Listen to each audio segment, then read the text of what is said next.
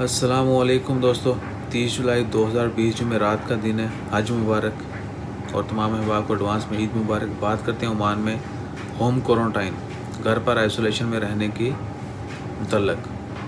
Ministry of health supreme committee ने जब इजाज़त दे दी है कि आप लोग घर में जो है होम क्वारंटाइन कर सकते हैं अगर खुदा न खास्ता किसी को कोरोना की वबा हो जाती है और वो नॉर्मल है यानी क्रिटिकल कंडीशन में नहीं है, तो उनको इजाज़त है घर में क्वारंटाइन करने की।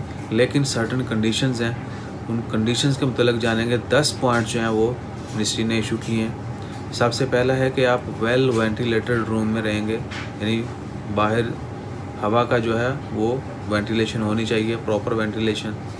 उस रूम में रहेंगे और अटैच जो है वो टॉयलेट होगा और आप उस रूम से बाहर नहीं निकलेंगे अनटिल अनलेस आपको हेल्थ के मसले में, सेहत के मसले में, या आपको किसी कह सकते हैं कि हॉस्पिटल में जाना पड़े। दूसरा पॉइंट है कि ओनली 1 पर्सन, सिर्फ एक बंदा जो है वो स्पेसिफिक पर्सन जो है वो आपकी खिदमत करेंगे।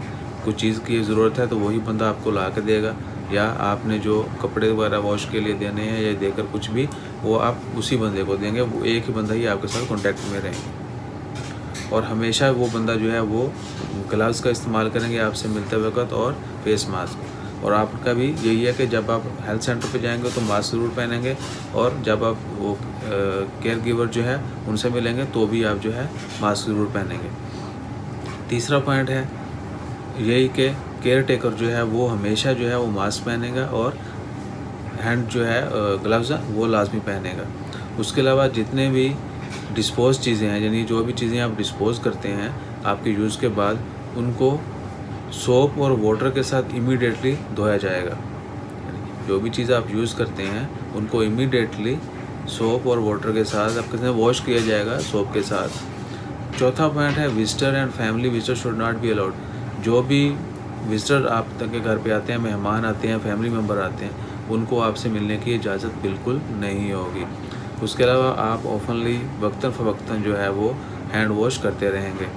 छठा पॉइंट है avoid sharing house hold item. आप किसी भी किस्म का हाउस होल्ड आइटम, कोई भी चीज़ है जो आप इस्तेमाल करते हैं क्वारंटाइन के ड्यूरेशन के दौरान, 14 दिन के दौरान, वो शेयर नहीं करेंगे किसी के साथ भी।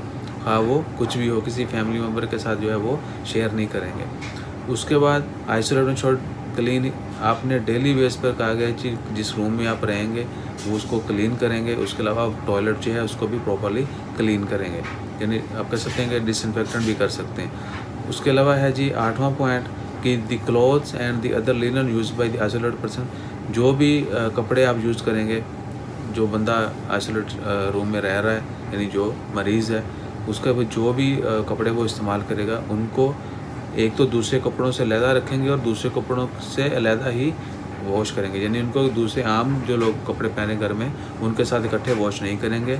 उस बंदे के जितने भी कपड़े हैं वॉश करने के लिए वो इनको इमीडिएटली वॉश किया जाएगा और सेपरेट किया जाएगा। उनके साथ किसी दूसरे कपड़े को मिक्स नहीं किया जाएगा, सिर्फ एक बंदे के ही कपड़े वॉश किए जाएंगे। 9वां पॉइंट है दी होम आइसोलेशन पीरियड। 14 दिन का होम आइसोलेशन पीरियड है, लेकिन अगर आपको एंड करना है, यानी 14 दिन हो चुके हैं और आप खुद से जो है वो बाहर नहीं आएंगे आइसोलेशन रूम से, बल्कि आपने हेल्थ सेंटर पे जो है, हेल्थ इंस्टीट्यूशन जो है जहाँ से आप ट्रीटमेंट करवा रहे हैं, जो जहाँ आप डेली टाइम टू टाइम आप विज़िट करते हैं, वहाँ आप रिपोर्ट करेंगे।